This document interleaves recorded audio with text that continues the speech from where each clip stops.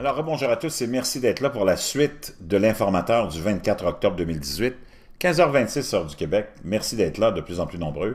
Ceux qui ne sont pas abonnés à la chaîne, faites-le maintenant, c'est gratuit.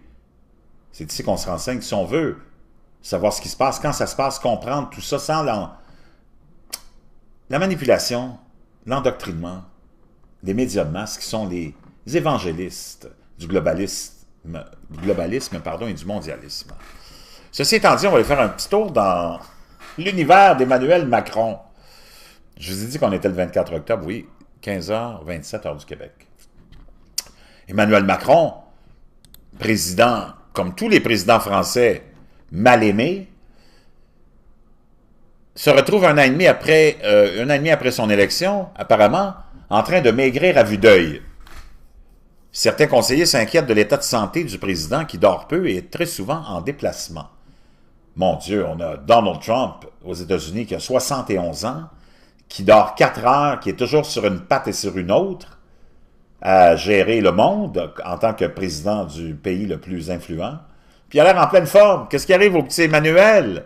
Tout jeune, pimpant de jeunesse, à gérer un pays socialiste où il n'y a rien qui se passe.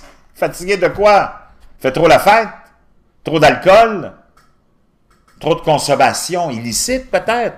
On sait que Donald Trump a un mode de vie exemplaire, n'a jamais touché à l'alcool de sa vie. Macron, tout jeune, avec un petit pays à gérer de rien du tout, rempli de citoyens endoctrinés.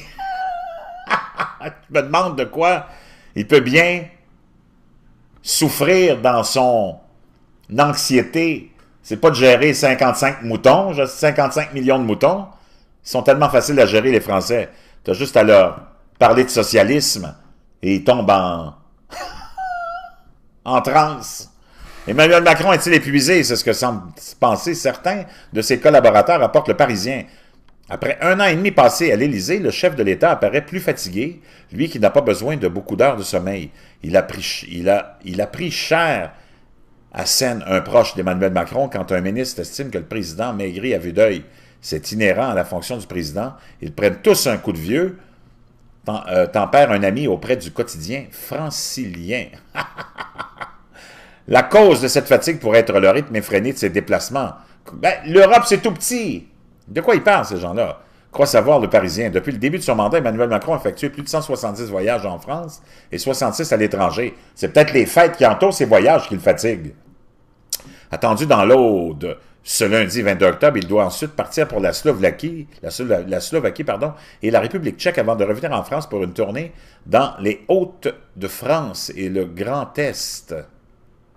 Si un membre du gouvernement estime que ce n'est pas humain, d'autres pointent du doigt les horaires tardifs d'Emmanuel Macron, qui peut envoyer des messages à ses collaborateurs jusqu'à 3 heures du matin, même lorsqu'il est en déplacement.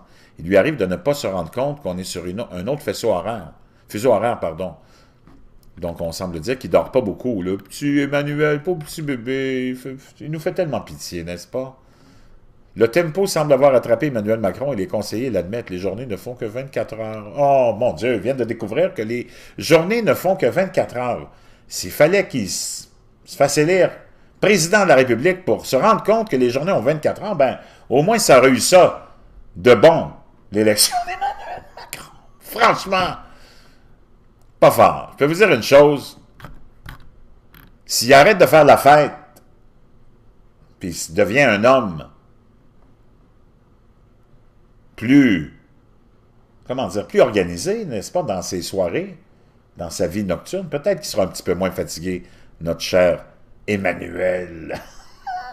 Préférez-vous le Manuel ou l'Emmanuel? Ou Manuel, l'Emmanuel, la Manuel? C'est incroyable, je vous reviens.